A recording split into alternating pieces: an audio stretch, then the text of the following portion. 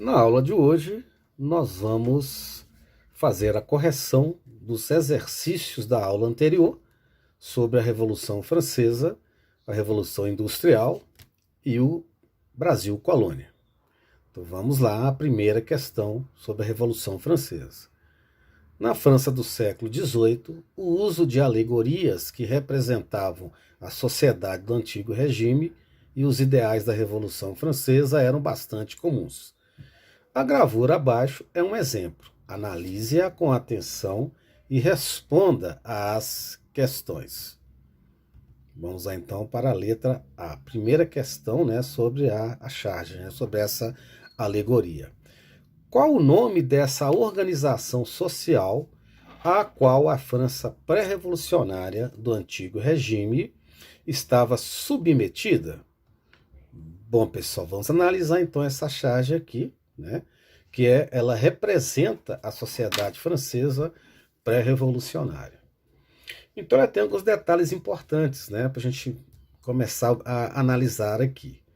Aqui nós podemos perceber que existem dois grupos que são sustentados por um primeiro grupo. Ou seja, ao analisarmos essa estrutura social, o que é que nós podemos perceber?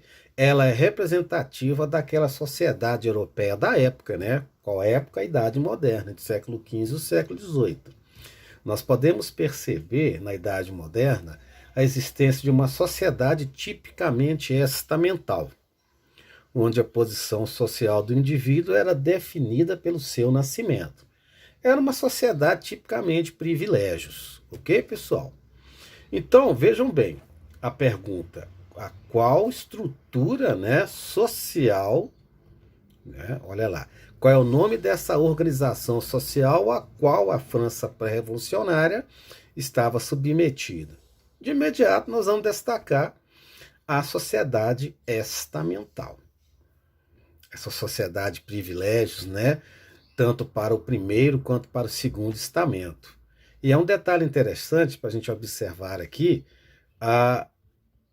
essa personagem central, Vocês estão percebendo que ela está sustentando o primeiro, ou a primeira e a segunda personagem, que já é ali a questão, que já é a letra B, ó. Quais os grupos sociais representados pelos personagens alegóricos da gravura?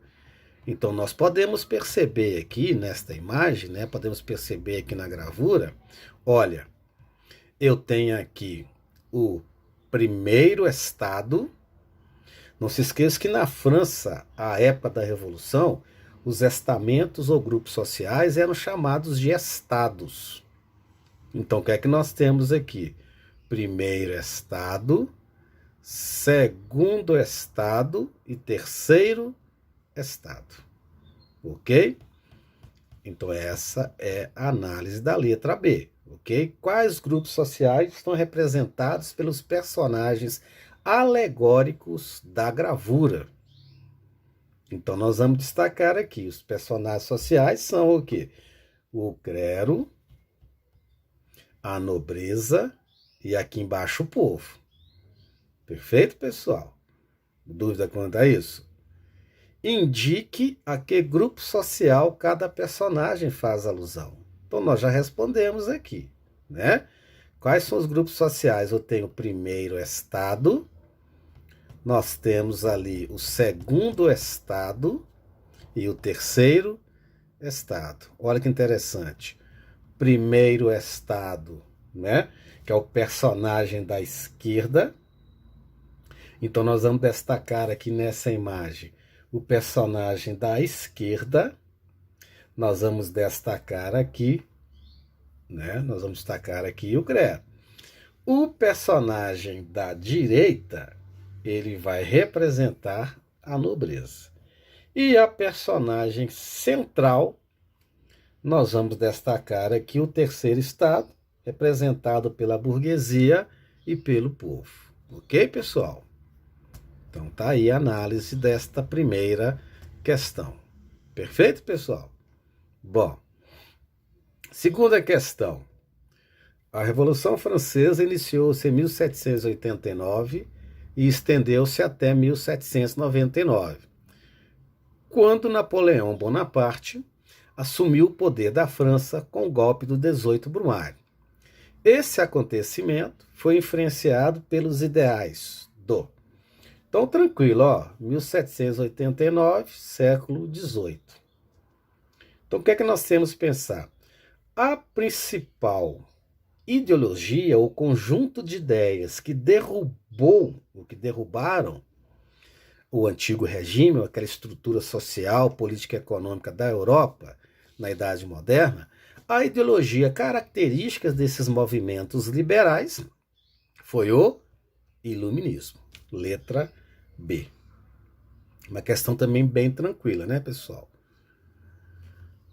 Questão 3. Podemos apontar como uma das principais causas da Revolução Francesa. Letra A. Só uma explicação que eu acho interessante. A Revolução Francesa, ela foi uma revolução burguesa. Ao seu final, não se esqueçam, quem chegou ao poder ao final do processo revolucionário foi a alta burguesia francesa. Importante colocar isso aí, apesar de todos aqueles ideais, né, iluministas, a ideia de liberdade, igualdade, fraternidade, mas é importante que vocês percebam que ao final do processo revolucionário, é importante que vocês percebam que foi criado na França, foi instituído na França um Estado liberal burguês. Tranquilo, pessoal? Não se esqueçam desse detalhe. Uma dica importante para vocês aí. Então, nós podemos apontar como uma das principais causas da Revolução Francesa. Vamos analisar cada uma aqui das alternativas. As guerras de conquistas promovidas e comandadas por Napoleão Bonaparte? Não. Napoleão Bonaparte chega ao poder em 1799, encerrando o ciclo do processo revolucionário, né? Naquele momento ali, em tese, atendendo aos interesses da alta burguesia francesa. Então a letra A está incorreta. B.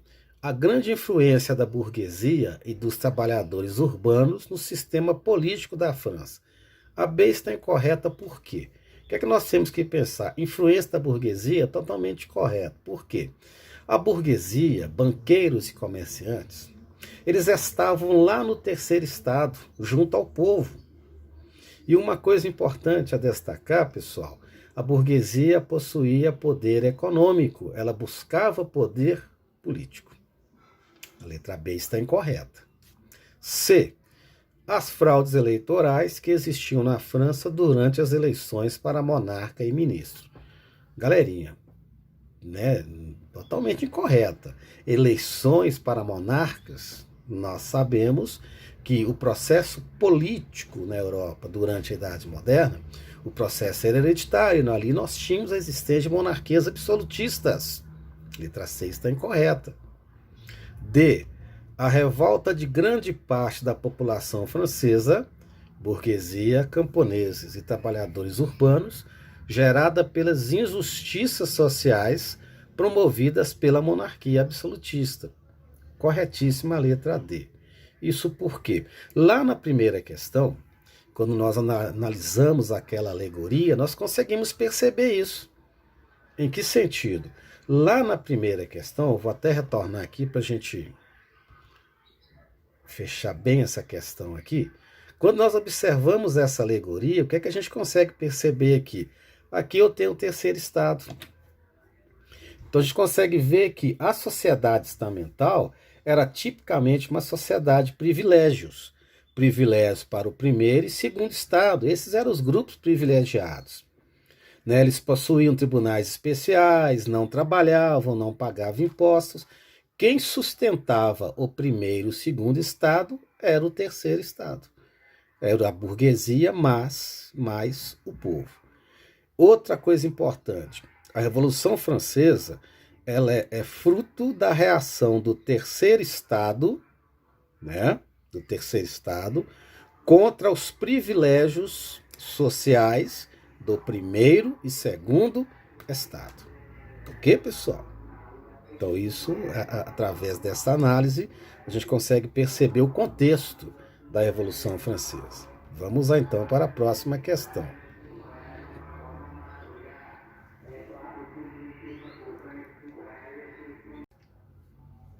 Bom, pessoal, questão de número 4.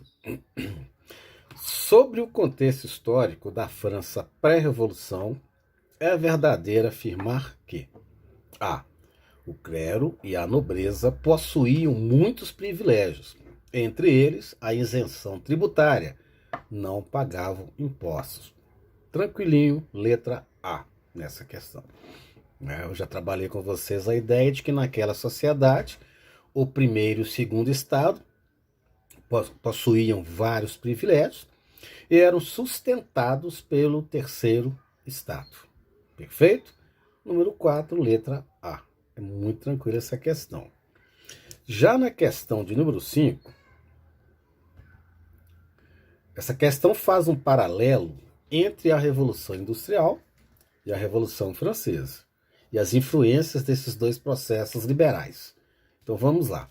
Se a economia do mundo do século XIX foi formada principalmente sob a influência da Revolução Industrial Britânica, sua política e ideologia foram formadas fundamentalmente pela Revolução Francesa.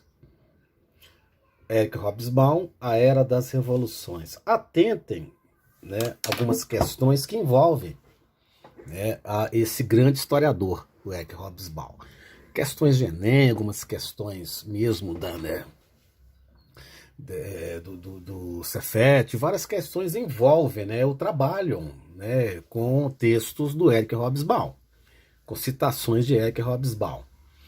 A citação de Eric Hobsbawm destaca a importância das revoluções industrial e francesa para a história do Ocidente, especialmente por quê? Então já coloquei para vocês a ideia de que essas duas revoluções, a Revolução Industrial e a Revolução Francesa,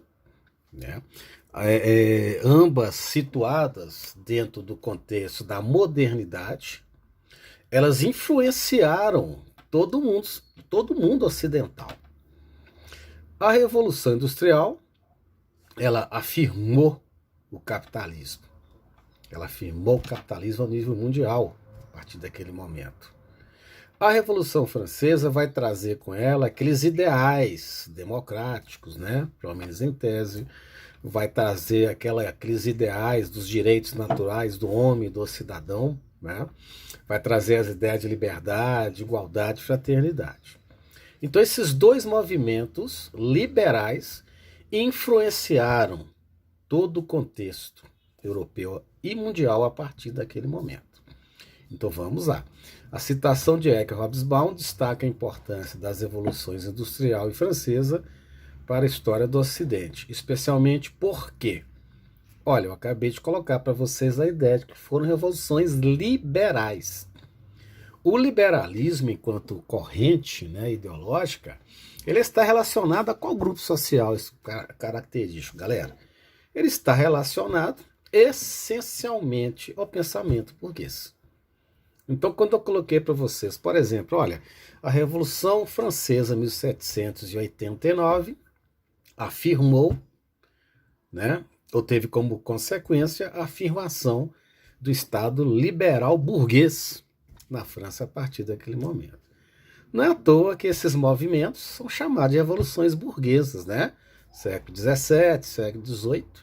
Nós vamos chamar esses momentos aí, esses processos históricos de revoluções burguesas.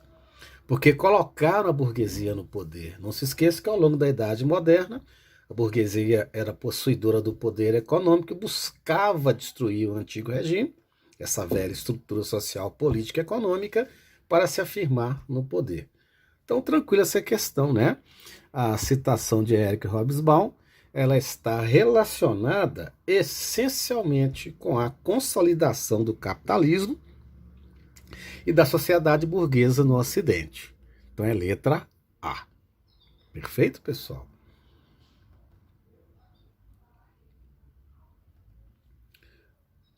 Nós fechamos, a correção das questões sobre a Revolução Francesa e a Revolução Industrial e vamos falar um pouquinho sobre as questões do Brasil colônia. Perfeito? Então vamos lá. A primeira questão. Porque o período que vai de 1500 a 1530 é conhecido como período pré-colonial? E quais as atividades desenvolvidas pelos portugueses em terras brasileiras nesse tempo? Então, fazendo uma linha de tempo aqui básica, né? Nós vamos pegar lá 1500, descobrimento, 1530, início da colonização. A partir de 1530, colonização. Esse período vai até 1822, quando o Brasil vai tornar-se independente, né? A nossa independência política, a nossa independência política será alcançada em 1822, ao 7 de setembro. Então, basicamente, 1500, né, a 1822, Brasil colônia. Bom, então vamos lá. Por que esse período de 1500 a 1530 é chamado de período pré-colonial? Então, o que é que nós temos que pensar? Olha, 1500, né? 1500, descobrimento do Brasil. Durante esses primeiros 30 anos aqui, gente, as relações entre Brasil e Portugal foram marcadas pelo descaso, né? Porque, de fato, o que é que interessava a Portugal naquele momento? O lucrativo comércio, né? Com as Índias, o comércio das especiarias. Desde 1498, com a viagem de Vasco da Gama, né? Os portugueses já haviam entrado em contato com esse lucrativo produto. Então, entre 1500 e 1530, o governo português não se interessou por esse território. Então, por que esse período então, é chamado de período pré-colonial? É porque os portugueses não fixaram nenhum foco de colonização ao longo desse período. Entre 1500 e 1530, a coroa portuguesa não se preocupou em ocupar efetivamente esse território, né, fazê-lo produzir. Então, por isso que esse período de 1500 a 1530 é chamado período pré-colonial. Beleza? O governo português não se interessou em fixar um foco de colonização aqui nesse território. Quais atividades desenvolvidas pelos portugueses em terras brasileiras nesse tempo? Então, tranquilinho, né? De 1500 a 1530, praticamente a extração, né? Basicamente a extração do pau-brasil. Aquela madeira de cor avermelhada, né? Que era muito utilizada na Europa para atingir tecidos. Então, durante esse período, entre 1500 e 1530, a principal atividade desenvolvida aqui no Brasil foi a extração do pau-brasil, cujo trabalho era desenvolvido pelos indígenas. Não se esqueça, não era trabalho escravo, né, galera? Os indígenas trabalhavam, extraíam a madeira e em troca recebiam presentes, continhas, miçangas, né? Essa relação de trabalho característica desse período, 1500 e 1530, nós vamos chamá-la de escambo. O indígena trabalhava e em troca recebia presentes. Perfeito, pessoal? Essa é a resposta da questão de número 1. Essa é a questão de número 1, perfeito? Bom, na questão 2, indique alguns dos motivos que explicam a inicial falta de interesse dos portugueses em colonizar as terras do Brasil. Então, nós podemos destacar aqui alguns fatores importantes. Eu já coloquei para vocês que em 1498, o governo português, os portugueses chegaram até as Índias, né, a região produtora das especiarias. Então, a partir daquele momento, a fonte de lucro do governo português era o comércio das especiarias. A partir de 1498, os portugueses eliminaram, né, o monopólio italiano sobre o comércio das especiarias. Então, o Brasil descoberto exatamente 2 anos depois, em 1500, né? Então, naquele momento, qual era o maior interesse do governo português? Era manter esse lucrativo comércio com o Oriente, o comércio das especiarias. Esse é o primeiro fator, ok?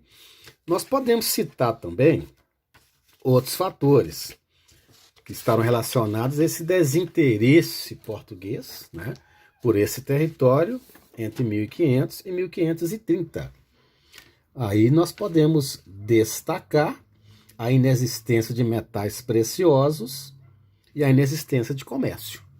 Na verdade, o território naquele momento ele se mostrava pouco lucrativo, né, para o governo português. Então podemos citar esses fatores aí. Tá? O primeiro, e é essencial, nós vamos citar esse lucrativo comércio das especiarias, né? O governo português lucrava muito com o comércio com o Oriente.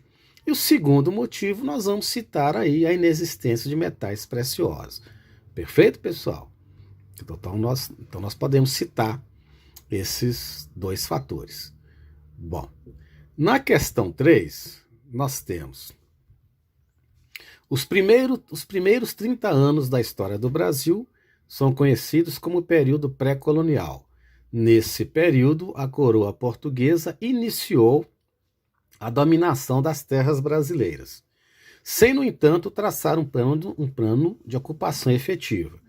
A atenção da burguesia metropolitana e do governo português estavam voltados para o comércio com o Oriente, que desde a viagem de Vasco da Gama, no final do século XV, havia sido monopolizado pelo Estado português. O desinteresse português em relação ao Brasil estava em conformidade com os interesses mercantilistas da época, como observou o navegante Américo Vespúcio após a exploração do litoral brasileiro. Então vamos só voltar aqui à questão. Então nessa questão, nós temos que pensar uma coisa importante. Foi citado ali os interesses mercantilistas. Então nós já sabemos, mercantilismo era uma prática econômica utilizada pelos estados europeus, objetivando o fortalecimento econômico via uma grande quantidade de metais preciosos, né?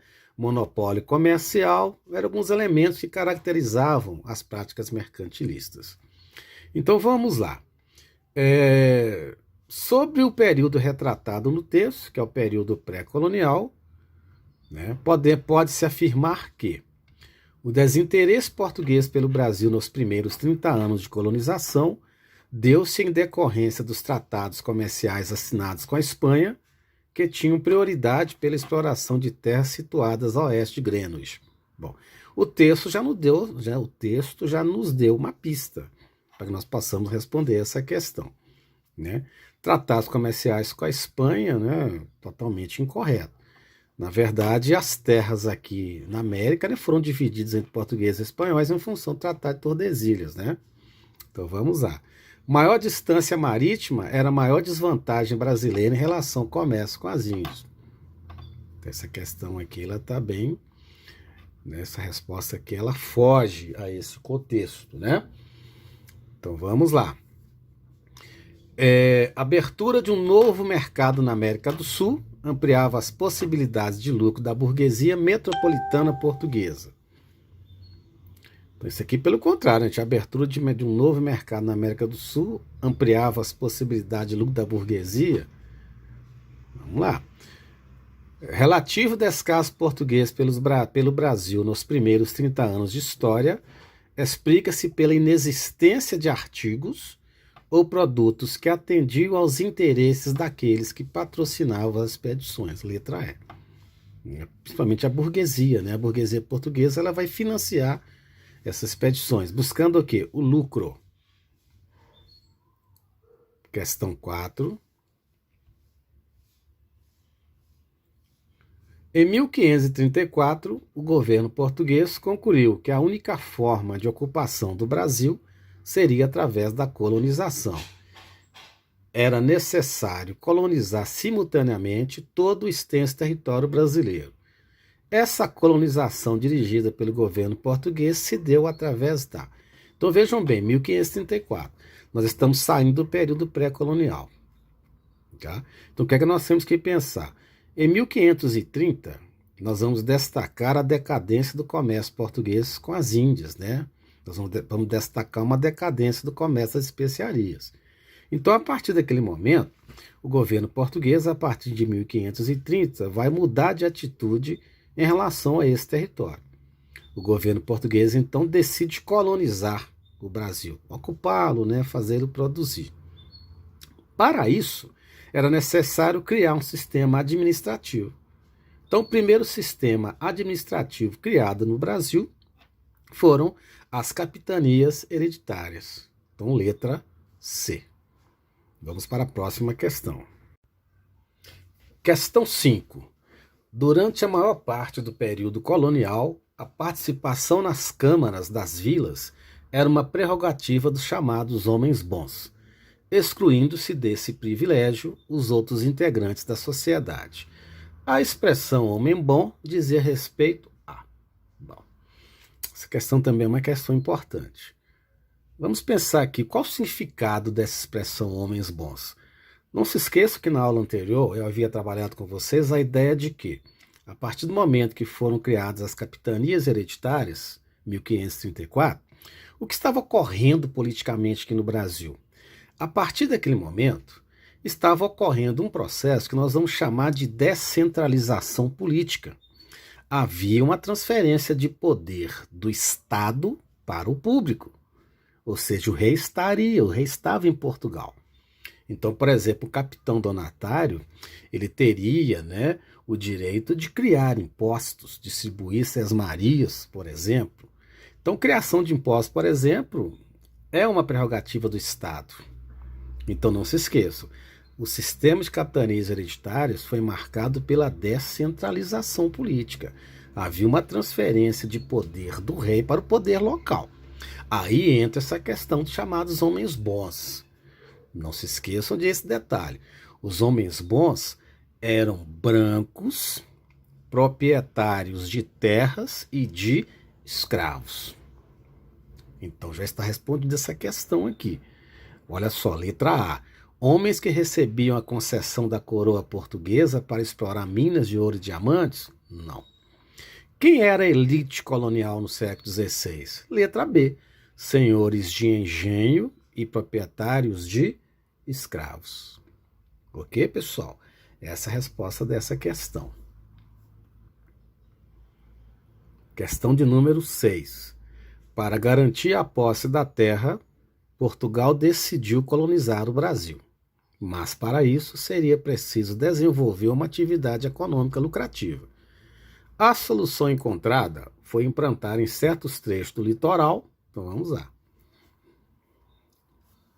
A partir de 1530, então, tem início a colonização. Mas, como a coroa portuguesa havia perdido rendimentos em função da decadência do comércio das especiarias, era preciso desenvolver aqui no território brasileiro uma atividade que desse lucro ao governo português. Uma atividade que iria dinamizar a economia portuguesa. Então, naquele momento, século XVI, o produto escolhido para gerar esse fortalecimento econômico de Portugal foi o açúcar. Então, no século XVI, nós vamos destacar lá, a solução encontrada foi implantar em certos trechos do litoral a produção açucareira. Bastante cuidado por quê? Primeiro, qual o motivo da opção pelo açúcar? Lucro. Então, o açúcar era um produto já largamente consumido na Europa. Então, essa opção ela se justifica em função do lucro que a produção do açúcar iria trazer para o governo português. Perfeito, pessoal? Vamos lá para a questão de número 7. O açúcar, até uma questão do Enem, O açúcar e suas técnicas de produção foram levados à Europa pelos árabes no século VIII, durante a Idade Média, mas foi principalmente a partir das Cruzadas, século XI e XIII, que a sua procura foi aumentando. Nessa época passou a ser importado do Oriente Médio e produzido em pequena escala no sul da Itália, mas continuou a ser um produto de luxo, extremamente caro, chegando a figurar nos dotes de princesas casadoiras. Vamos à questão aqui. A questão envolve, vamos lá. Considerando o conceito do antigo sistema colonial, o açúcar foi o produto escolhido por Portugal para dar início à colonização brasileira, em virtude de... O texto já nos deu uma dica, galera? Na leitura do texto nós já podemos perceber, em linhas gerais, que o lucro obtido com seu comércio seria muito vantajoso. Esta é a resposta desta questão. Então, a produção do açúcar aqui em território brasileiro se justifica em função do lucro. Tranquilo, pessoal? Olha aqui, produto de luxo extremamente caro. Aqui, olha, o texto já nos dá uma ideia. Perfeito, galera? Então, na questão 7, nós vamos marcar a letra A, o lucro. Ok, pessoal? Questão 8.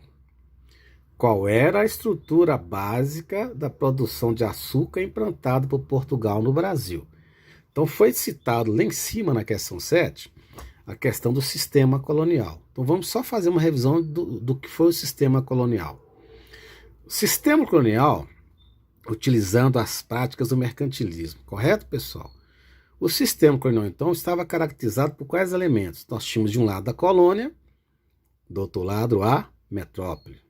Brasil, colônia, metrópole, Portugal. A colônia fornecia produtos para a metrópole, que em troca vendia gêneros ou produtos manufaturados.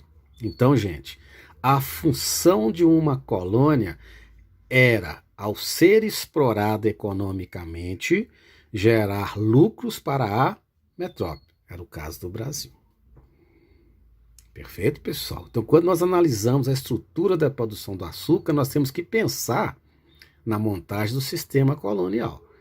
Beleza? O açúcar seria produzido aqui no Brasil, especificamente. A principal região produtora do açúcar do Brasil foi o Nordeste.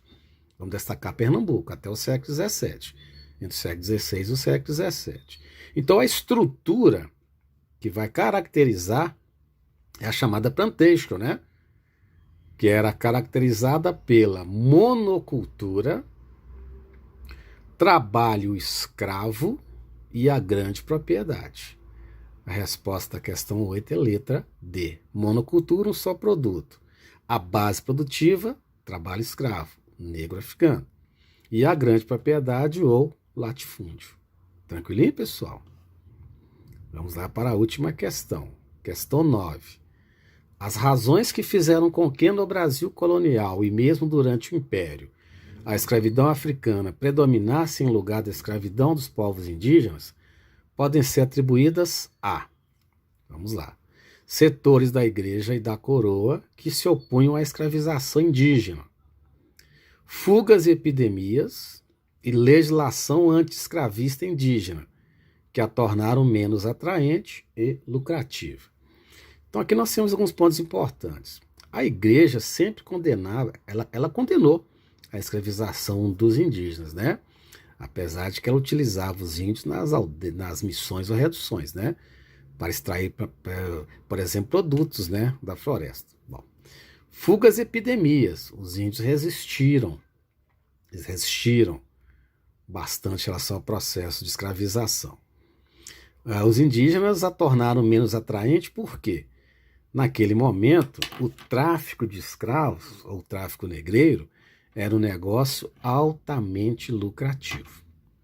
Essa seria, ou essa é, a principal razão para que houvesse uma opção, uma substituição da utilização do escravo negro africano pelo indígena. Tranquilo? Na verdade, é o lucro gerado pelo tráfico negreiro que fez com que houvesse essa opção. Então, na número 9, vamos marcar a letra A. Não se esqueça que o tráfico negreiro é um negócio altamente lucrativo. Ok, pessoal? Encerramos aqui a correção do nosso exercício.